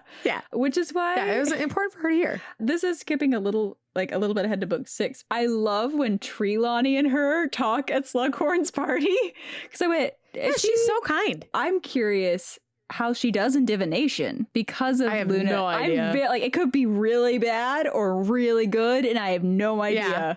It's just really interesting to visualize Trelawney and her because at Slughorn's party, she talks about the Ministry using dark magic and gum disease. And it's just, and Trelawney jumps fascinated in it immediately. Well, Trelawney's a Ravenclaw too.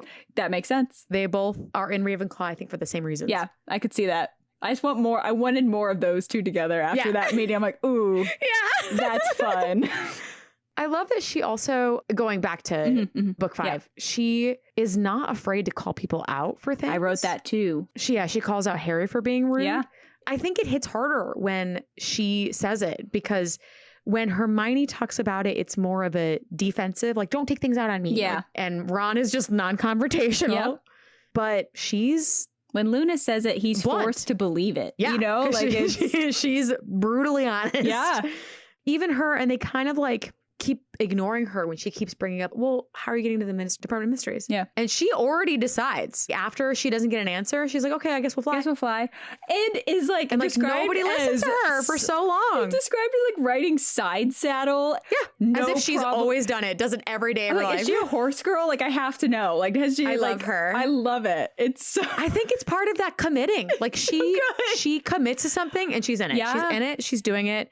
Yeah. She's confident, which is also, I think, what helps her. She's the only one not fighting in the room when they're caught by the Inquisitor squad. Yeah. And then the same thing later. She's the only one not injured in the Department of Mysteries. Yeah. She doesn't put herself, it's like that logic of why? Yeah. I'm either doing it or I'm not doing it. Yep.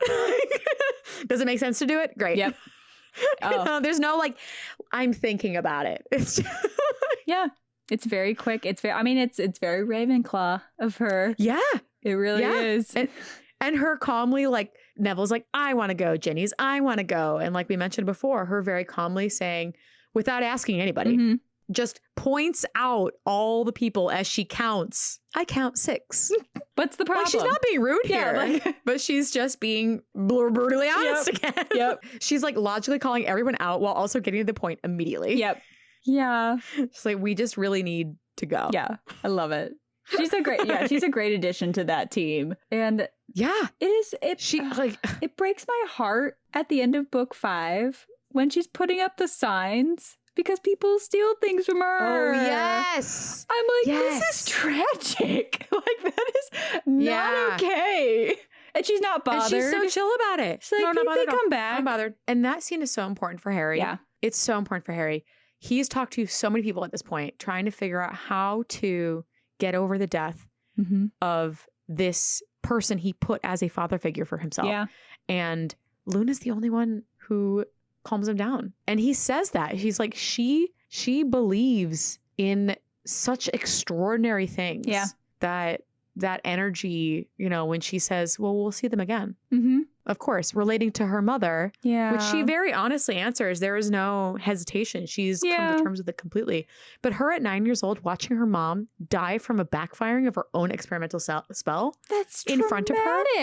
Harry has trauma, but he doesn't remember his parents. He did finally see Sirius die. Like, that was like, she just casual day, and mom is experimenting with stuff, and we don't know what that looked like. No, we don't get it's a not description. Described. No. We don't know if she just passed out and died, or if she was blown up. Like, we truly don't know. And speaking about being blown up, it is not described as exactly what happens when she is taken out at the Department of Mysteries. She is about to lock a door and then is thrown across the room into a table by 5 Death Eaters. Yeah, I'm like, overkill much. How did she survive? I have no idea. Wow. I don't know what... they obviously didn't use the killing curse, so I don't know what spells they used, but that girl is strong. Yeah, if she was because able when to survive that. McGonagall gets hit with like 3, right? And gets sent to St. Mundo's? At her age. Yeah. Yeah. She's a strong un. Yeah.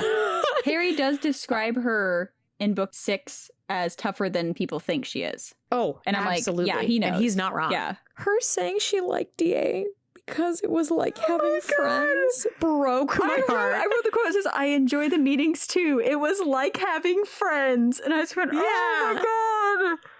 Oh. Someone hug her and tell her she's perfect, please. Oh, gosh. Yeah. I think it's great that he asks her to the... It's so sweet. The party. Yeah, it's the perfect, like, he doesn't have any pressure. I love that when he asks her, she's relieved that it's as friends. That she was friends. Yeah. She was only hesitant when she's like, ooh, I don't like you like this. Yeah. She was like surprised and then like immediately excited once he was like, as friends. Yeah. It's so platonic. Like, their friendship is just so platonic. And there is a lot of fanfic out there of them getting together. Oh, yeah. And I could see it working. Yeah. I could see it working. I think Ginny fits him best. Yeah. Luna is really, really good being in his circle of friends. Yeah. I think he needs someone like Luna because she does put such a different look on things. Yeah. I think she was an important person to be there for him. Like, book 5 was really dark for Harry. And I think she specifically was like there when he needed someone to remind him. And she is always that person for him. She does it again later. She does it book 7 a few times. She does it book 6. She does it book 7. She's very observant of other people and understands them. She doesn't care what other people think of her, but she's very very observant of it. Her commentating. Oh my God, it was one of the second match. Things I never realized was a thing until the books, and I went, "This is so fucking amazing." Oh, that was a swear. I'm so sorry. It was so funny. Then we get one, right? We get one. Yeah. I mean, that was a good moment to waste it on because it's really funny. So good. And like McGonagall watching her, and then she's just describing. She like knew it was a bad idea from the start. Oh, I like Ginny. She's really nice. Zachariah Smith, I think he feels the like, you know, whatever she says about the loser. But like, oh my gosh, that was so funny. And she like just and people are like, what? And what I love about it is how much Ron loved. Yeah. Ron like has fought people over Quidditch. Yeah. He like has constant fights with Dean over the soccer team. Seamus, one of the two. Seamus. About soccer teams and stuff. Seamus, yeah. I think Seamus. Yeah. One of the two. Yeah. And he, you know, he's like so avid, like he's such a huge Quidditch person. Yeah. And for him to genuinely love her stuff, like to the point where she's like, I know you're making fun of me. And he's like, no, but for real, that was great. I bet like if you're on the field and you're hearing this, like what a way to like release the tension of like all of his fear to hear Luna be like, that clown looks like and it's enough that McGonagall actually takes over. Of all the she starts screaming over the thing. This is the score. Of all the bad commentators she's had, I don't know that she's ever physically like taken over commentation. No. It's just, No. She just like screams at Lee a lot to like get it together. It's so good. Which I'm so disappointed wasn't in the movies because they're so funny. Oh, it's like the drama with the commentator at Quidditch matches needed to exist in the movies. It's like so funny. Like their banter was just hysterical. I mean, Lee's great. We love Lee, and I'm so mad that he's not in the movies more. Yeah. But also, though, when Ron, their little friendship that just keeps getting better. Yep. When she, without asking, pulls out all the schmutz out of her bag. I wrote to get out the like note from Dumbledore. Yeah. And just like doesn't even ask, like just like dumps it into Ron's arms. Yeah. Like there's other people around, but she just like dumps it into Ron's arms Yeah. without asking, does it. And then when she takes it all back and Ron's like interested. Yeah. He's like, what's this? She's like, oh, it's a good root. You can keep it. It's used for these things. Goodbye. Yeah. She brings out Like, a doesn't green even- onion, Whatever. a large spotted toadstool. That's the Gertie root. Yep. And cat litter. Looking stuff. Yep. Looking stuff. Yes. Who really knows what it is. Yep. And Ron takes it all and he like in stride. Yeah. Thinks it's funny. He loves it. He's like, yeah, no, she's pretty great. Like we like her, right? Yeah. Yeah. I love that she grew on him. Gosh. That's very cute. And I think book 7 is where she does 2 things. Well, 3 things, honestly, that are probably some of the most impressive things of the book in its fullest. And she's not in this a whole ton either, but she recognizes Harry. Oh my gosh. When he's under the Polyjuice potion. Yeah. Which is one of my favorite things in this whole series. Because she's that observant. Yeah. She is that observant of other people. She knows him from how he's holding himself and his expression. That's amazing how many people can do that. Yeah. I mean, you have it set up where like Arthur and Lupin are all screaming about, tell me what I know, tell me something. Oh, and she's like, you know, Harry. Like, bring her as like a detector. Like, just... Right? The perfect guard. It's so impressive and really attests to how much she really understands what's going on around her and truly doesn't care. Yep. The other thing is keeping her attitude when she's at Malfoy Manor. Yeah. Her not letting that bother her at all. She is the same Luna. If she wasn't down there, Ollivander would be dead. Yeah, that friendship is really sweet, and like he makes her Ollivander a wand like right away. Like it's really wonderful. Yeah, and then the last thing, which makes me cry, and I'm so mad that they didn't put in the movie, that she does that also would have ended the series if she wasn't there, is when the Dementors come and attack the castle, and the 3 of them can't do it. Like like Harry can't pull a Patronus at all. He's so and Hermione's not helping. She's just screaming at Harry to do it. As their otter and their dog gets out and fizzles out, and Luna's rabbits the first with 2 other DA members, like Ernie and Seamus, and they all do that. And she's the one who kneels next to Harry and whispers to him and is like, you can do it. I'm like tearing up thinking about it. Yeah. She's like, you can do it too. We're all here. Like there's things to like. We're all here. We're still fighting. We're all here. There's things to be happy about. Yeah. How? Girl. Like, I can't. And he does it. And he does it. Yeah. That moment I forgot existed and was absolutely beautiful. Because it's not in the movie at all. Yeah. It's so good. And it's so important. It's such a cool moment. It pulls in other characters that you don't get, like that Ernie, who also came to his defense that day that Luna did as well. You have Seamus, who spent almost a whole year denying it, doubting Harry. That little moment is beautiful, and her explicitly whispering to Harry. Yeah. So this moment is just for him. Yeah. That there's something worth fighting for. We're still standing here. We're still fighting. Yeah. So, it's a pivotal. They all would have died.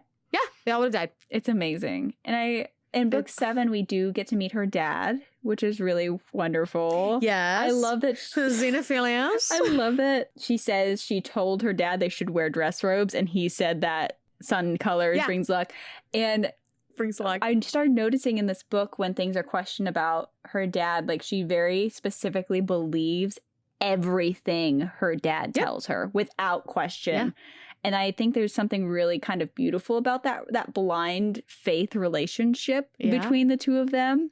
She doesn't have anybody else. Yeah, she didn't have anyone else until and DA. The portraits in her room are beautiful. They're stunning. Yeah. Her skills are beautiful. The chain, which is just friends made as a chain to connect them together. Oh, I like that they weren't creeped out by it, that they saw it and it was described as beautiful. No, it's beautiful. Yeah. It's and even they didn't move like portraits, but they looked almost like they were breathing. Yeah. I want to see her paint. That's Like, I just beautiful. want, like, right? Yeah. And she's one of the few characters that has she has lots of hobbies. Yeah, she does. She does a lot of things. And not a lot of characters have hobbies. Yeah. So it's cool to see that she does, she does. Yeah. She does. She goes to Sweden to like try to find the whatever creature they were searching for that summer. With her. yeah. Like, Yeah, her and her dad do all sorts of yeah. stuff. And It's really sweet. I don't know. It's very cool. Yeah. I love Ron seeing her when she's dancing there. And Mhm. he's like, she's something. Yeah. Like in a very positive Yeah, way. that she just doesn't like, she liked the song, so she danced to it. Something else she does that's really Mhm. important that I don't think you see in the Yeah. movies. Maybe you do. I have to remember. But she is the one who, when Dobby dies, closes his eyes. She does help. Okay. And says She does help there. now he can be sleeping to help Harry deal with that. And is the Mhm. first one to start offering thanks and starting kind of the funeral Yeah. for Dobby, and turns to I don't Ron. think she speaks at the funeral, but she definitely, I think she does the eyes in the there. book it says that she does a speech like with thanking him, Yeah. and turns to Ron and starts Calling him like brave. yeah, like it's beautiful because no one knows what to Yeah. do, and she's the one who like No. takes charge of the moment and gives We're doing it or not doing it. gives him a funeral. And then later is described as like Mhm. placing lavender in a jam jar at his grave. Like it's Yeah. she knows what's important. I think that comes Yeah. from her mom's early death. I think it comes from her loneliness. Yeah. Like it she might be odd, but man, her priorities are straight, I think. And she can, I mean, she reads people. Yeah. Like she fully understands them, which is so cool. And going off of that, I know this last book we've been skipping around a lot, Yeah. but even at the end where Harry's having a hard time, he's having a moment, the book is over, Mm-hmm. the war is over Yeah. rather, and everything. And she casually comes by him. She's like, if I were you, I'd want to be alone. Yeah. She's like, great. And she goes, I'll head him off. You should use And your she cloak. distracts them. It's like, oh, look at this, whatever creature she says to distract everyone. Oh, And it's her idea for him to go, and he gets to have a little moment yeah. without people bum rushing him and everything. Yeah. It's She's- beautiful. She's really great. She's such a good character. And you're right, like what you said when we started talking about her. She doesn't grow. We just kind of get to know her, and she gets friends, and she gets like Yeah. people in her life. But she didn't need to grow. She needed friends, and she needed a new, like a school, like a new family. She's just such a quirky character and an oddball, but so wise, which just is, she's the perfect person to go to for advice if you really needed honest advice. Oh, yeah. I also love how, because she's so excited with this idea of friends and everything, and is kind of new to this sharing and enjoying, she jumps at the chance to help with anything. And when she takes Harry up to the tower, it's a riddle, and it says, what came first, the flames or the phoenix? And she goes, what do you think, Harry? It's just like super, like, this is what friends do. It's so funny. Oh, And when he's like, no, we don't have time for this, she's like, you're right. And then has like the answer ready. immediately. Like, didn't want him to feel left out of this moment. Yeah. It's so And then her stunning Electo. Yeah. That's the girl. Yeah. Carol's name. Yeah. Electo. And her doing it, and then like, because she's still under the cloak. She does it. It's super loud. It knocks her completely off her feet. And her comment is, I've only ever done this in DA. This is really loud. It's so good. So she must have meant it. Because also when she was fighting and helped Ginny and saved Ginny's life in the Department of Mysteries, she did not use the stunning spell. Yeah. She cast like an explosion near that Death Eater to get him to let go of her. And then she obviously cast the spells to lock the doors and all that kind of stuff. So for her to mean it so much, to blow this woman off her feet and not just like, stun, crumple, like... Yeah. Luna meant it. Yeah, This is like, you do not mess with my friends. Yeah. Like, this is the first time probably she's attacked someone directly That was intense. I loved it. I was brilliant. It's so calm about it. So chill. And she does get another friend in this book. And I notated like when Dean comes and stays with them at Fleurs and Bills, where like she's chatting his ear off about something and he's just kind of taking it and being nice. And then very specifically, Dean extends his hand to Luna to get the fight. I'm like, she's got another one. I was just like, I was like, because they would have spent time at they spent time together for a while. Yeah. It was just really sweet. And I was like, I liked it. She's so good. I'm so sad that it took me until 3 years ago to like read the last because you didn't get Luna. I didn't get Luna, really, and I didn't get Jenny. I mean, I didn't. She is still Luna in the movies. I will say the movies do her justice. I do they think just so. Obviously had to get rid of a lot of her stuff because they need to fit it into 2 hours.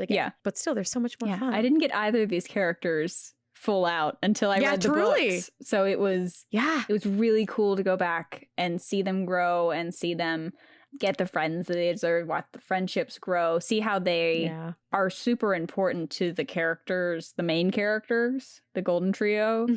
And how necessary they are to the Golden Trio. And their endings, I think how Ginny's is a little bit like, part of it's great, part of it's rough. Luna's makes sense to me. They did put her together with Neville at the end of the movies, but in the long run, she ends up being married to a scamander. Yeah, I did. I'm like, I want to know what happens to her in canon after this. I'm like, that's because she really cool. She travels the world with him. Yeah, which makes sense. Her and Neville, I totally could see coming together and dating for a little bit, but Neville's very much a very sweet homebody and would love to stay at Hogwarts, and she needs to move. Yeah, I think they would remain close friends for a long time. They weren't the yin to the yang, they just didn't quite mesh. She needs to travel. Yeah. She needs to go do things. So I think that makes a lot of sense for them. Yeah. I mean, these two girls, part of the trio, having Neville be so important to both of them. And like you said, they were needed. Yeah. They were needed by the trio. If they were not there, this would not have happened. Yeah. They all had different parts to help and filled in where the trio had gaps in their strengths. All of their weaknesses were filled in by those three, which was really, really great. Yeah. And I love that for them. I do too. This will probably be a very long episode, which I'm totally fine with. Because these are two very, we covered a lot, and these are two really wonderful characters. And I love kind of diving into the real, how do they grow? When are they mentioned in the books? And I love this friendship that they develop. It felt natural. It felt like they went through things together before they became really beautiful heroines to have. These two witches are really great. And we don't get very many named girlfriends. Yeah. So it's nice to have that. Just another headcanon that I've seen is that Ginny is trans. Oh. I saw a headcanon that Molly wanted a boy or another girl, and that Ginny is trans, and Molly was thrilled because now she gets a girl. Oh, I love that idea. And I was like, oh, that's a cute headcanon. Yeah. I like that a lot. The fans of this series are really, I think, the most fascinating part of it. I think it came at a time that was very important for people to find kind of that escape and magic in the world, and a lot of other things have gone down that make this series sad sometimes to think about. Yeah. But the fans of it and what people are doing with creating their own their own canons of it, and what they're it's really beautiful. The head canons is where it's at. It's really wonderful, and it's really cool. I highly recommend exploring that aspect of this fandom.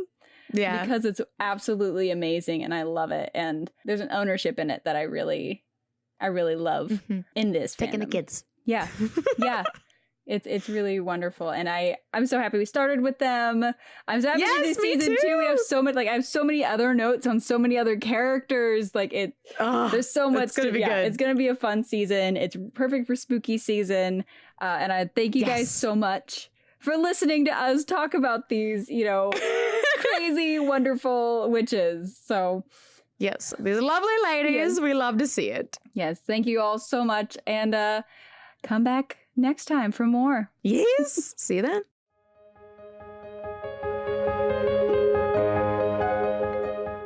Thank you so much for joining us for this episode of Damsels in Dialogue. Tune in next week as we explore the rest of the Weasley women and our favorite Beauxbaton champion, Fleur Delacour. If you enjoyed listening today, we'd love to have you subscribe to this podcast and share with friends. If you really enjoyed our discussion, you can find more behind-the-scenes content, a peek at our research notes, and even entire bonus episodes on Patreon. Each month, we release a full after-hours episode where we will discuss each movie adaptation and don't hold back. You can reach us on social media. Links to all of our platforms can be found in our About section. Until next time, this has been Damsels in Dialogue. Have a nice day. And fuck TERFs. This podcast episode is sponsored by Windermere Wands. You can find them at windermerewands.com. It's also produced by Hello Out There Audio, part of Hello Out There Productions.